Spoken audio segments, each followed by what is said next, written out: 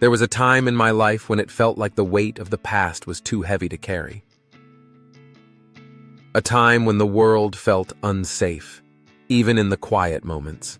That was PTSD for me, a constant reminder of a trauma I just couldn't seem to shake, no matter how much I tried. Hi there, I want to talk to you about something deeply personal. How I overcame PTSD. Whether you're going through it yourself or you know someone who is, my hope is that by sharing my story, you can find some comfort, some hope, or even just the understanding that you are not alone. My experience with PTSD. For me, PTSD started after a serious car accident a few years ago. At first, I thought I was handling it, but then the flashbacks started, at random moments.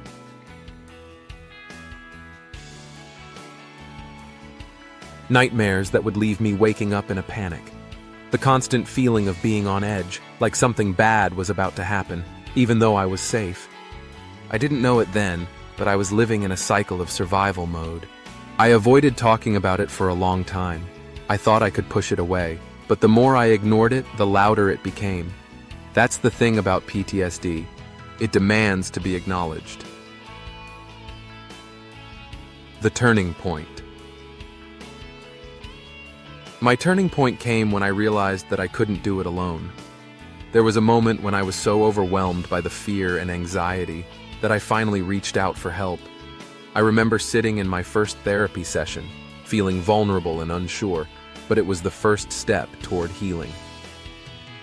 I started with therapy, specifically cognitive behavioral therapy, CBT, and later EMDR, a therapy that helps reprocess traumatic memories. It wasn't easy, but each session felt like I was slowly unpacking the weight I had been carrying for so long. How I manage PTSD.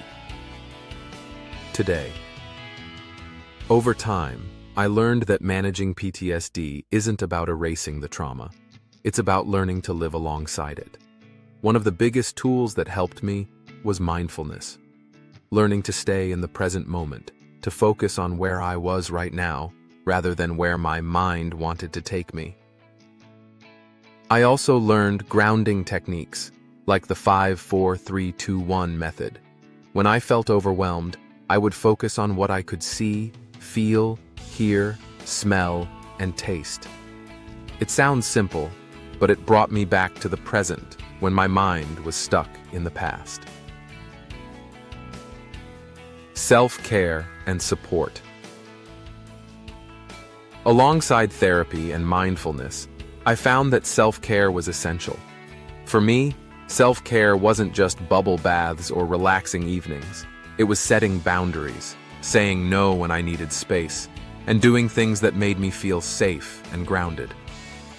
I also leaned on my support system. I started opening up to friends, letting them know what I was going through. And although it was scary to be vulnerable, it was the best thing I could have done.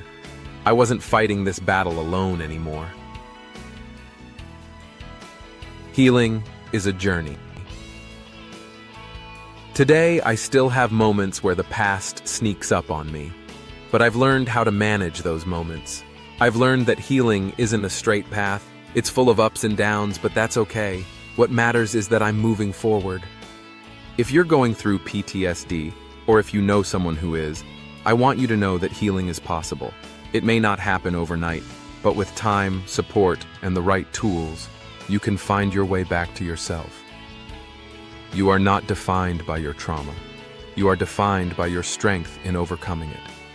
If I can do it, so can you. It starts with small steps, reaching out for help, and being gentle with yourself along the way. Thank you for watching. If this video helped you, or if you think it could help someone else, please share it. And don't forget to subscribe to Soul and Sanity for more content about mental health, healing, and hope. You're not alone on this journey, and I'm here with you. Until next time, remember, you are so much stronger than you realize.